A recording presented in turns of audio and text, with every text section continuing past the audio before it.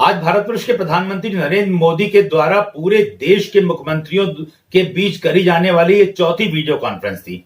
इस video conference के दौरान प्रधानमंत्री नरेंद्र मोदी ने इस बात के लिए सभी राज्यों को निर्देश दिए कि 1 मई से राशन वितरण किसी भी हालत में, किसी भी सूरत में प्रारंभ हो जाए। उसके बाद ही उत्तर प्रदेश के मुख्यमंत्री योगी आदित्यनाथ ने सभी अधिकारियों को टीम 11 की बैठक में इस बात के लिए इंस्ट्रक्शंस दे दिए कि 3.5 करोड़ जितने भी राशन कार्ड धारक हैं उनको वितरण किसी भी हालत में 1 मई से कराना सुनिश्चित कराया जाए। इसके साथ ही साथ प्रधानमंत्री नरेंद्र मोदी ने वीसी के दौरान एक बात और कही कि ऐसा कोई भी जनपद ना हो जहां पे 15,000 से 25,000 लोगों को क्वारंटाइन करने की व्यवस्था ना हो। उत्तर प्रदेश में ये पहले से ही इसके लिए प्रयास जारी है। आपको बताते चलें कि अभी कल ही 9,992 श्रमिक हरियाणा से उत्तर प्रदेश लाए गए हैं और ऐसा कोई भी श्रमिक नहीं छूटा है जिसकी मेडिकल जांच ना हो।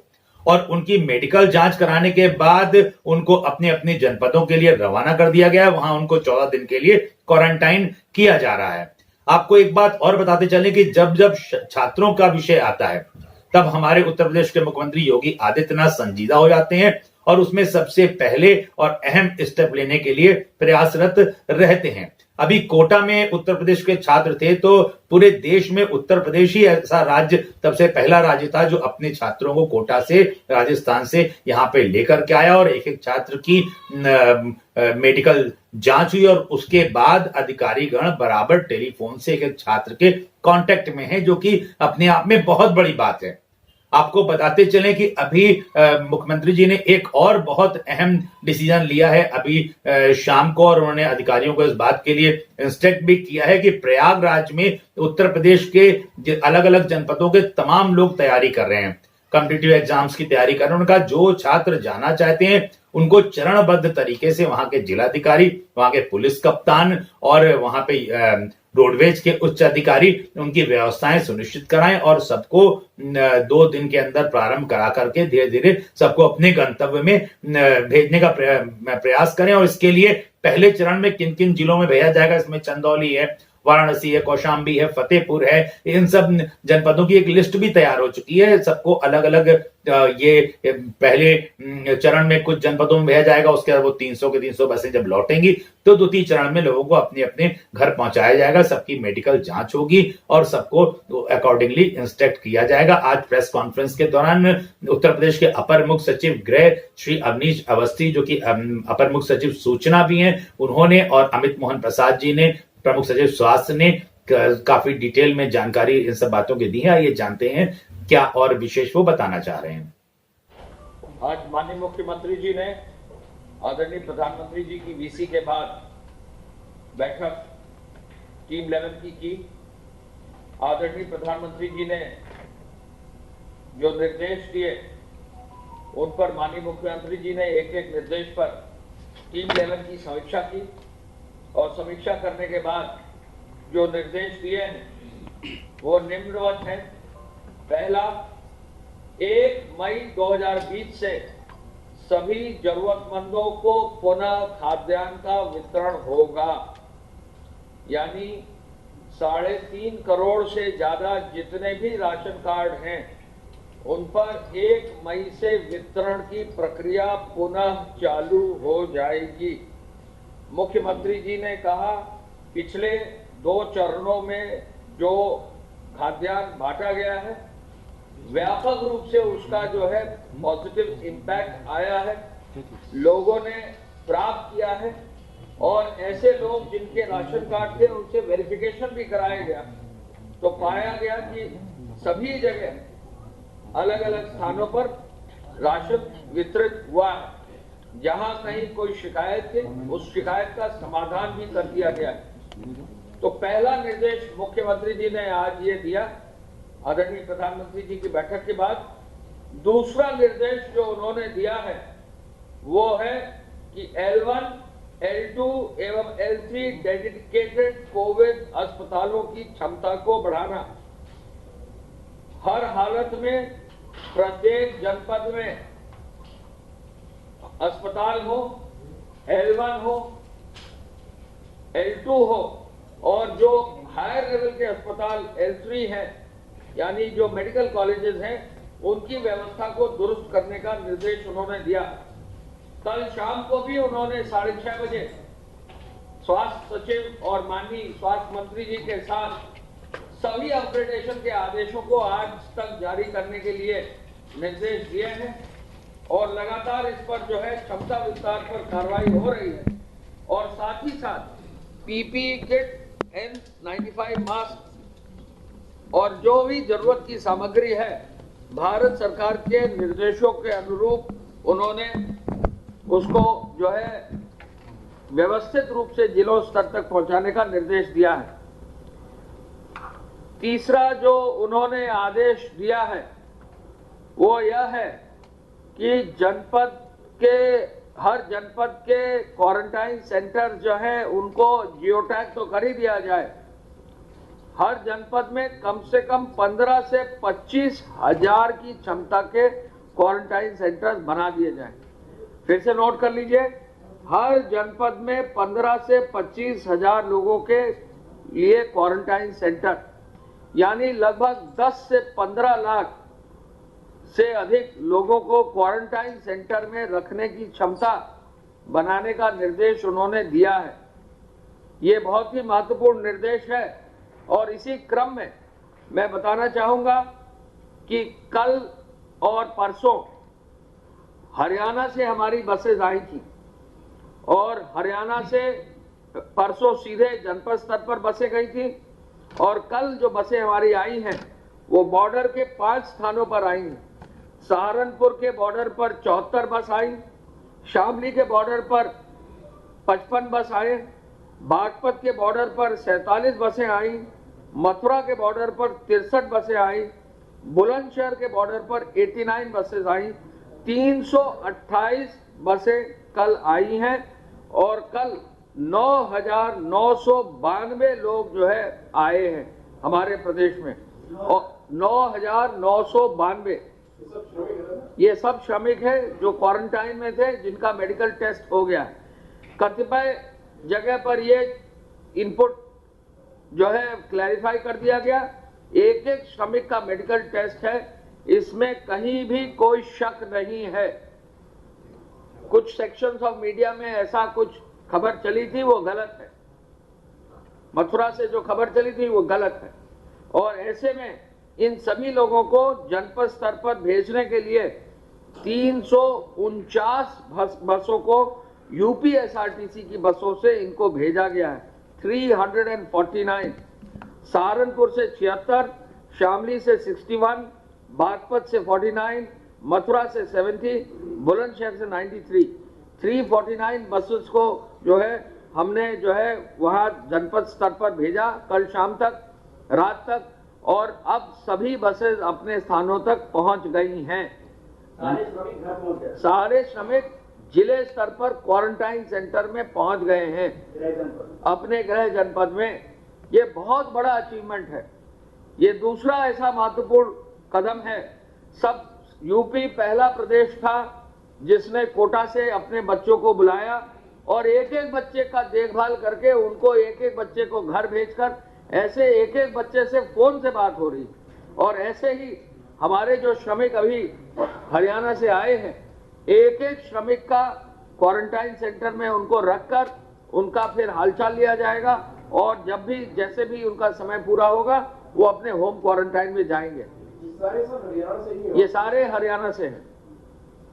ये जो श्रमिक हैं ये कुल मिलाकर 9,992 कल आए हैं, 2,224 परसों आए थे, तो कुल मिलाकर जो है ये लगभग 11,200 श्रमिक जो है हमारे 12,200 श्रमिक हमारे हो जाते हैं। यानी 12,000 से अधिक श्रमिक हरियाणा से हम लोगों ने हरियाणा सरकार से बात करके उनके यहाँ से जो है व्यवस्था की है। इस संदर्भ में माननीय मुख्यमंत्री जी की, हरियाणा के माननीय मुख्यमंत्री जी से बात हुई, उन्होंने व्यवस्था वहाँ के अधिकारियों को दी। माननीय मुख्यमंत्री जी ने हमारे प्रदेश में हमारे सभी अधिकारियों को आदेश दिया और ये एक्सचेंज जो है बड़ी ही सुकून से, बड़े ही अच्छी व्यवस्था से हुआ है। पूरा हरियाणा का हमारा जितना भी श्रमिक है, जितना भी हमारा व्यक्ति है उत्तर प्रदेश का, वो आ चुका है, जो भी हमारे क्वारंटाइन सेंटर में था, और एक एक का मेडिकल परीक्षण करके हमने लिया है। तो जो माननीय मुख्यमंत्री जी ने कहा था कि चरणबद्ध रूप से लोगों को लेंगे, ये प्रक्रिया शुरू हो गई है और इसी कड़ी में जो है ये कार्य हुआ है। एक और बहुत महत्वपूर्ण अनाउंसमेंट है जो मैं बताना चाहूंगा। माननीय मुख्यमंत्री जी को संज्ञान में लाया गया कि प्रयागराज में बहुत सारे हमारे प्रदेश के अन्य जनपदों के छात्र फंसे हुए हैं। आप सब जानते हैं कि मुख्यमंत्री जी जहां छात्र की बात आती है तो छात्र हित वो सर्वोपरि मानते हैं, क्योंकि मानते हैं कि ये जो छात्र हैं, छात्राएं हैं, ये हमारे प्रदेश की धरोहर है। जो हमारे छात्र छात्राएं हैं, ये हमारे प्रदेश की धरोहर है, यूथ है, और इनको हमको संभाल के रखना है, इनका हित देखना ही है। कोटा के छात्र पूरे देश में सबसे पहले हमारे प्रदेश में आए हैं और इसी कड़ी में उन्होंने ये आदेश दिया है कि प्रयागराज के प्रदेश में जो भी अलग अलग विश्वविद्यालयों में, इलाहाबाद विश्वविद्यालय में भी जो प्रतियोगी छात्र हैं, छात्र छात्राएं हैं, परीक्षाओं की तैयारी कर रहे हैं, शहर में निवास कर रहे हैं, जिनकी वर्तमान में जो संख्या है 9 से 10 हजार है छात्र छात्राओं की, वो जनपद प्रयागराज के जिलाधिकारी, वहां के पुलिस के अधिकारी, वहां के रोडवेज के और एमडी रोडवेज को ये आदेश दिया जा रहा है कि लगभग 300 ऐसी बसें लगाकर उनको भी चरणबद्ध रूप से एक एक का नाम, पता, मोबाइल नंबर लेकर 300 बसों में पहले चरण में सोनभद्र, मिर्जापुर, चंदौली, वाराणसी, जौनपुर, प्रतापगढ़, कौशाम्बी, फतेहपुर और चित्रकूट में भेजेंगे और फिर दूसरे चरण में इन्हीं 300 बसों से प्रदेश के अन्य जनपदों में उनको चरणबद्ध रूप से भेजा जाएगा। जो भी बस वहां से भेजी जाएंगी प्रयागराज से, उन छात्र छात्राओं को की सूचना बनाते टाइम पर्याप्त वहां पे अधिकारी और कर्मचारी ड्यूटी पर लगाए जाएंगे। छात्र छात्राओं की सुरक्षा के लिए प्रत्येक बस में पुलिस आरक्षी गंतव्य स्थान तक ले जाएंगे। बसों की व्यवस्था छात्र छात्राओं के लिए अलग से होगी और ये बसें प्रयागराज में 3 स्थानों से चलेंगी। ये जो भी छात्र छात्राएं हैं प्रयागराज में, उनके लिए मुख्यमंत्री जी का तोहफा है। मुख्यमंत्री जी ने खुद छात्रों के लिए सोचा और आज अभी घंटे भर पहले उन्होंने बैठक में निर्देश दिया कि ऐसे छात्रों को जो हमारे प्रदेश में है, यदि हम कोटा के छात्र को ला सकते हैं तो हम उत्तर प्रदेश के अपने छात्र प्रयागराज में हैं, उनको भी अपने जनपदों में भेजेंगे। यदि वहां पर कोई अन्य प्रदेश के छात्र होंगे तो अगर वो प्रदेश ले जाना चाहेंगे तो वो भी अनुमति दे दी जाएगी। तो ये चरणबद्ध रूप से है। छात्र छात्राओं से ये निवेदन है कि कोई जल्दीबाजी ना करें। जिला प्रशासन धीरे धीरे आपकी व्यवस्था कर देगा और 2 दिन में आपकी ये व्यवस्था पूरी हो जाएगी। तो ये एक बड़ा काम जो है माननीय मुख्यमंत्री जी ने आज कहा है और इस कार्य से जो है काफी हद तक प्रयागराज में जो छात्र काफी दिनों से रुके हुए हैं उनकी व्यवस्था भी हो जाएगी। एक मिनट, एक करके। इसके अलावा माननीय मुख्यमंत्री जी ने आज पुनः लॉकडाउन की समीक्षा की और लॉकडाउन पे जो वरिष्ठ अधिकारी गए हैं फील्ड में 19 जनपदों में, उनके संदर्भ में भी बहुत डिटेल्ड में समीक्षा की। उन्होंने हर बड़े ऐसे शहरों की समीक्षा की, उन्होंने आगरा की समीक्षा की, उन्होंने गौतम बुद्ध नगर की समीक्षा की, उन्होंने गाजियाबाद की समीक्षा की, उन्होंने मेरठ की समीक्षा की, विशेष रूप से कानपुर की समीक्षा की, लखनऊ की समीक्षा की और इसके साथ साथ वाराणसी की समीक्षा की और उन्होंने एक एक शहर का एक एक विस्तृत जो है समीक्षा करके उनके जो है कार्य जो करने का है निर्देश दिया है। मेडिकल इन्फेक्शन पर उन्होंने विशेष बल दिया है कि मेडिकल इन्फेक्शन ना हो, इसको प्राथमिकता से लिया जाए। आपातकालीन चिकित्सा की सुविधा के लिए भी उन्होंने प्रमुख सचिव स्वास्थ्य को निर्देशित किया है और वो व्यवस्था भी बन जाएगी और तत्काल रूप से चालू हो जाएगी। माननीय मुख्यमंत्री जी ने जो निजी चिकित्सालय आयुष्मान से आच्छादित हैं और जिनमें सुरक्षा का उपाय है, जिनमें जो है ट्रेनिंग करा दी गई है केवल उनको जो है स्क्रीन करके उनको जो है आपातकालीन सेवाओं के लिए अनुमति दी जाएगी और उनमें यह भी सुनिश्चित होगा कि कहीं भी जो है किसी तरह का संक्रमण ना हो। जो हमारे हॉटस्पॉट के क्षेत्र हैं वहां डिलीवरी, होम डिलीवरी, स्वास्थ्य और सैनिटाइजेशन सभी चीजों के लिए पुनः उन्होंने समीक्षा की है। हम आपको बता सकते हैं कि हॉटस्पॉट क्षेत्र में जो संख्या है हॉटस्पॉट्स की वो तो लगभग उतनी है, लेकिन कुछ हॉटस्पॉट्स अब कम हो गए हैं क्योंकि कई प्रदेशों में, कई हमारे जनपदों में जो हॉटस्पॉट्स 28 दिन के हो गए थे और वहाँ कई नया जो है केस नहीं आया था वो अब खत्म हो गए हैं। तो ये प्रगति भी हुई है, काफी लोग अब स्वस्थ होकर वापस भी जा रहे हैं, ये भी प्रगति हुई है। हम ये भी आपको बताना चाहेंगे कि हमारे प्रदेश का जो दर है कोरोना के व्यक्तियों का वो प्रति 10 लाख लगभग हर प्रदेशों से काफी कम है। और ये भी हम आपको बताना चाहेंगे कि जो हमारे मृत्यु दर है उत्तर प्रदेश की वो भी अन्य प्रदेशों से काफी कम है। और जबकि हमारा प्रदेश सबसे बड़ा पॉपुलेशन का प्रदेश है, तो ऐसे में हम लोग ये कह सकते हैं कि उत्तर प्रदेश में ये जो निर्देश माननीय मुख्यमंत्री जी के हैं इनको हम लोग कारगर रूप से जो है जमीन पर उतार रहे हैं। माननीय मुख्यमंत्री जी ने ये पुनः इस बात का बल दिया है कि आगे भी जो श्रमिक लाए जाएंगे अन्य प्रदेशों से मेडिकल जांच जरूर होगी और वो क्वारंटाइन से ही लाए जाएंगे। ऐसा नहीं है कि कोई भी व्यक्ति जो है उसको जो है सीधे ले लिया जाएगा। एक जो प्रक्रिया निर्धारित है उस प्रक्रिया के निर्धारित के अंतर्गत ही जो है कार्रवाई की जाएगी। क्वारंटाइन में भेजने से पूर्व सभी श्रमिकों को मेडिकल जांच पुनः हम अपने प्रदेश में कराएंगे।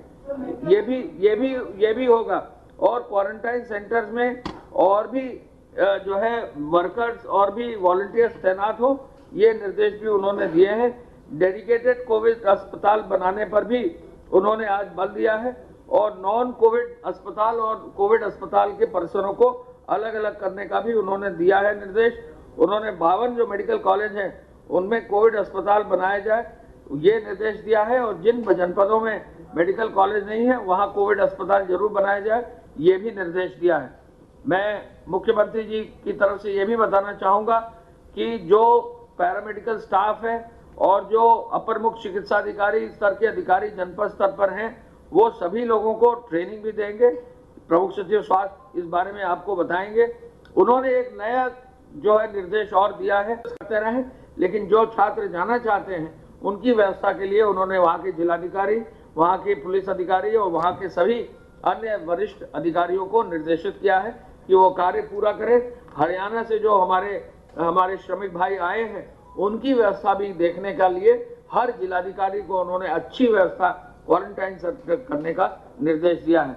आज की जो प्रगति आख्या है उसके अनुसार अब तक जो है कुल 7,424 इकाइयां अब कार्यरत हो गई हैं जो हमारे प्रदेश में औद्योगिक इकाइयां हैं और सतत प्रक्रिया जो इकाइयां हैं यानी कंटिन्यूअस प्रोसेस की जो इकाइयां हैं वो 269 चालू हो गई हैं। कुल मिला के 1,32,000 लोग इसमें कार्यरत हो गए हैं। चीनी मिलों ने अपने समस्त गन्ने का जो है क्षेत्र का गन्ने की कटाई अभी लगभग पूरी कर ली है। 85 से 90% गन्ना कट चुका है और चीनी मिलों तक जा चुका है। साथ साथ अब तक 32 चीनी मिलों ने अपना काम भी पूरा कर लिया। 119 चीनी मिल संचालित थी, 32 ने अपना काम पूरा कर लिया है, यानी 1/4 चीनी मिल अपना गन्ना काट के गन्ना पिराई करके और उन्होंने अपनी मिल भी बंद कर दी है। इसके साथ साथ चीनी मिलों में जो है अब तक जो धनराशि दी गई है इस वर्ष 16,660 करोड़ रुपए का गन्ना मूल्य का भुगतान कर दिया है। 16,660। आज श्रमिकों का जो 1,000 रुपया दिया जाता है आज जी 60 श्रमिकों का जो 1,000 रुपया दिया जाता है उस 1,000 रुपए के अनुसार अब तक कुल मिला के 28,18,000 श्रमिकों को, नगरीय क्षेत्र के श्रमिकों को, ग्रामीण क्षेत्र के श्रमिकों को, सभी पल्लेदारों को, सबको मिलाकर जो है इतना दे दिया गया है। हमारे यहाँ यूपीडा में भी अब कार्य तेजी से आ गया है और यूपीडा के पूर्वांचल एक्सप्रेसवे में अब 5,000 से ज्यादा श्रमिक कार्य कर रहे हैं, 5,064। बुंदेलखंड एक्सप्रेसवे में भी लगभग 4,500 काम कर रहे हैं और गोरखपुर लिंक में भी अच्छा कार्य हो रहा है। पीडब्ल्यूडी में भी काफी तेजी आई है कार्यों में। 12,247 करोड़ से अधिक के कार्य जो है पीडब्ल्यूडी में भी निर्माणाधीन हो गए हैं। सिंचाई विभाग में भी 140 करोड़ से अधिक के कार्य निर्माणाधीन हो गए हैं। आवास और शहरी विभाग में भी अब जो परियोजनाएं जहां हॉटस्पॉट नहीं है वहां 84 परियोजनाओं में 2,365 लोग कार्यरत हैं और सहायता, और इसके अलावा जो आपूर्ति चेनों से जुड़े हुए दुकानदार हैं, पटरी वेंडर्स हैं, उनमें भी जो है कार्रवाई उनको कर दी गई है। ग्राम पंचायतों में अब 6,25,361 अकुशल श्रमिक कार्य कर रहे हैं और लगभग 51,919 मास्टर रोल जो है पर कार्य हो रहा है। ग्रामीण क्षेत्र में भी अब काफी कार्य हो गए हैं और जैसा मैंने आपको बताया कि अभी हमारे क्वारंटाइन सेंटर्स में जो है हरियाणा के हमारे साथी, हमारे हरियाणा के जो लोग हैं वो वापस आए हैं। पहली बार हमारा जो हॉटस्पॉट क्षेत्र के जो मकान और जो उसमें निवासित व्यक्ति हैं वो संख्या घटी है, यानी कुछ हॉटस्पॉट क्षेत्रों में जहां 28 दिन पूरे हो गए हैं वो हॉटस्पॉट खत्म हो गए हैं और उनमें संख्या घटी है। तो ऐसे में पूरे प्रदेश में पहली बार हॉटस्पॉट क्षेत्र के मकानों की और उनमें निवासित लोगों की संख्या घटी है। मैं प्रमुख सचिव स्वास्थ्य से एक पहले आप धन्यवाद। अभी तक प्रदेश में प्रदेश में अभी तक कुल मिलाकर इस समय 1589 एक्टिव इन्फेक्शन के केसेस हैं। 1589 एक्टिव इन्फेक्शन। 335 लोग डिस्चार्ज हो चुके हैं। 31 लोगों की दुर्भाग्यपूर्ण मृत्यु हो गई। 335 डिस्चार्ज हो चुके हैं पूर्णतः उपचारित होकर के। 1589 एक्टिव इन्फेक्शन है और 31 लोगों की दुर्भाग्यपूर्ण मृत्यु हुई है। कुल मिलाकर के 1,955 और ये 59 जिलों से आए हैं। एक नया जिला जो आज ऐड हुआ वो सुबह में, वो झांसी है। 59 में से 9 जनपदों में एक्टिव इन्फेक्शन का कोई केस नहीं है।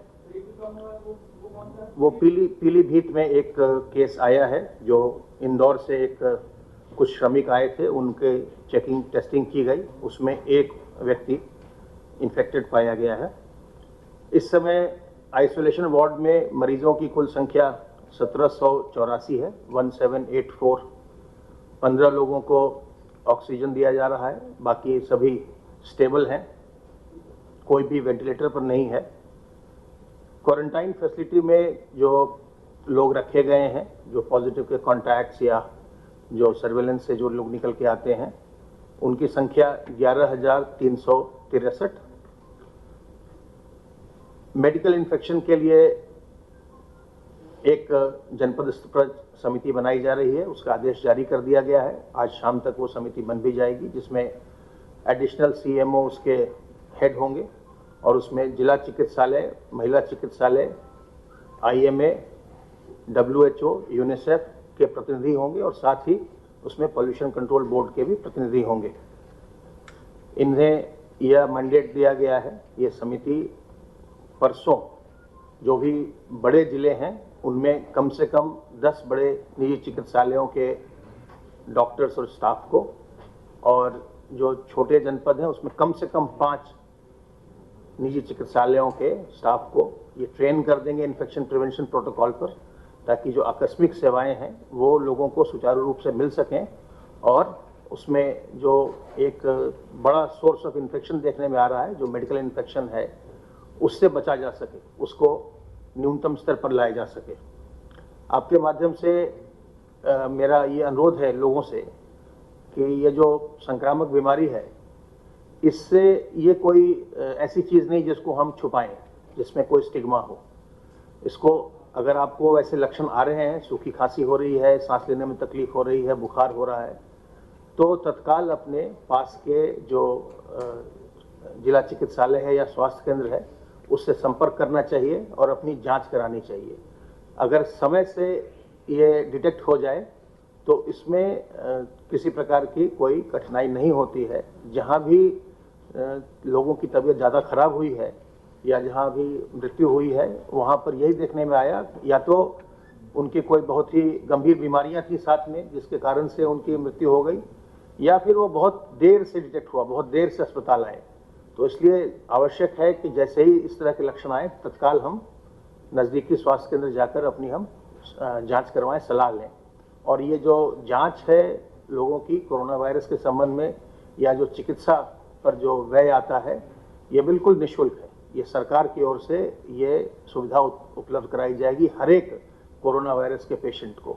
इसलिए हमको इसमें सामने आना चाहिए और इसको छुपाने का प्रयास बिल्कुल भी नहीं करना चाहिए।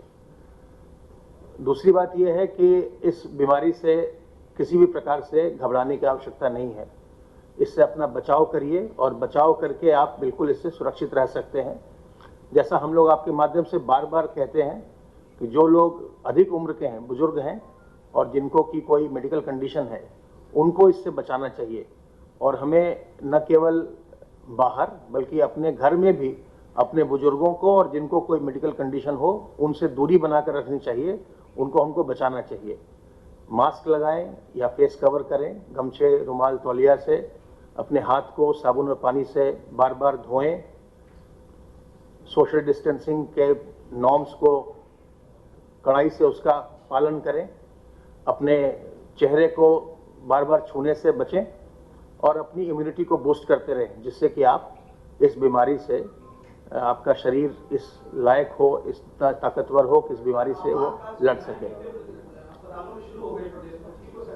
प्रदेश के सभी मेडिकल कॉलेजेस में, सभी जिला चिकित्सालयों में, सभी महिला चिकित्सालयों में सुविधाएं ये उपलब्ध हैं। ये लगातार चल रही हैं।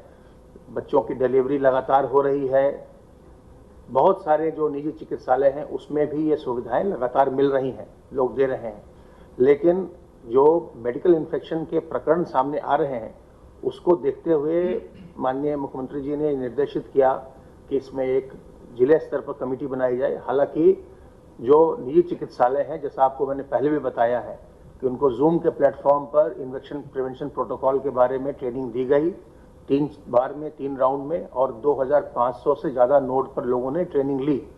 लेकिन अब हम ऑन साइट ट्रेनिंग भी जो समिति हम बना रहे हैं उसके माध्यम से जनपदों में देंगे अस्पतालों को, और फिर कोशिश ये होगी कि वो पूरे प्रोटोकॉल के साथ और पूरी व्यवस्था के साथ ये जो कमेटी है वो अस्पतालों का निरीक्षण भी करेगी। ये देखेगी, सुनिश्चित करेगी कि जो अस्पताल ये सेवाएं दे रहे हैं वो सभी प्रोटोकॉल का वो पालन कर रहे हैं। बहुत बहुत धन्यवाद।